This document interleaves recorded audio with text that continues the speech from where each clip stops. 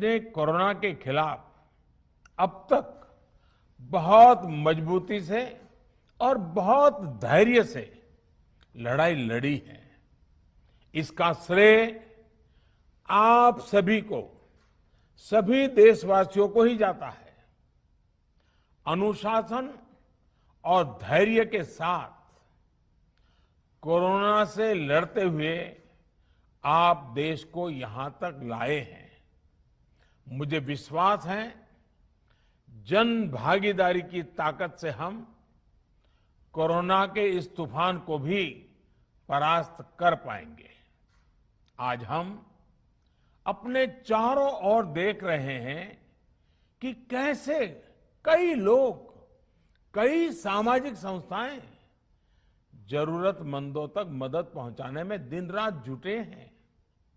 दवाई पहुंचाना हो, खाने या रहने की व्यवस्था करनी हो, लोग पूरे मनोयोग के साथ काम कर रहे हैं। मैं इन सभी के सेवा भाव को आदरपूर्वक नमन करता हूं और देशवासियों से अपील करता हूं कि अधिक से अधिक मात्रा में इस संकट की घड़ी में देशवासी आगे आएं और जरूरतमंदों तक मदद पहुंचाएं। समाज के पुरुषार्थ और सेवा के संकल्प से ही हम ये लड़ाई जीत पाएंगे। मेरा युवा साथियों से अनुरोध है कि वो अपनी सोसाइटी में, मोहल्ले में, अपार्टमेंट्स में छोटी छोटी कमेटियां बनाकर कोविड अनुशासन पालन करवाने में मदद करें। हम ऐसा करेंगे तो सरकारों को न कभी कंटेनमेंट जोन लगाने की जरूरत पड़ेगी, न कर्फ्यू लगाने की जरूरत पड़ेगी और लॉकडाउन का तो सवाल ही नहीं उठता है, आवश्यकता ही नहीं पड़ेगी।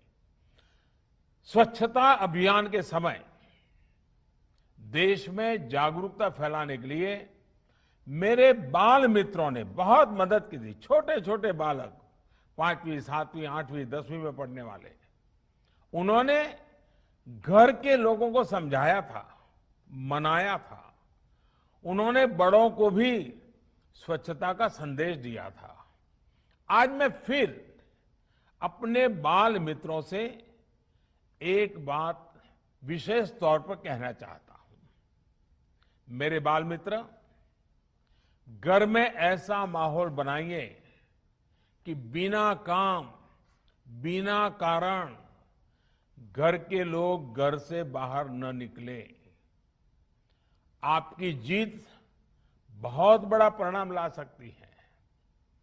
प्रचार माध्यमों से भी मेरी प्रार्थना है कि ऐसे संकट की घड़ी में वो लोगों को सतर्क और जागरूक करने के लिए जो प्रयास कर रहे हैं उसे और बढ़ाएं। इसके साथ ही इसके लिए भी काम करें कि डर का माहौल कम हो सके, लोग अफवाह और भ्रम में न आए।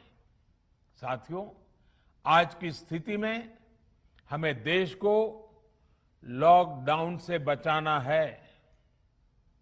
मैं राज्यों से भी अनुरोध करूंगा कि वो लॉकडाउन को अंतिम विकल्प के रूप में ही इस्तेमाल करें।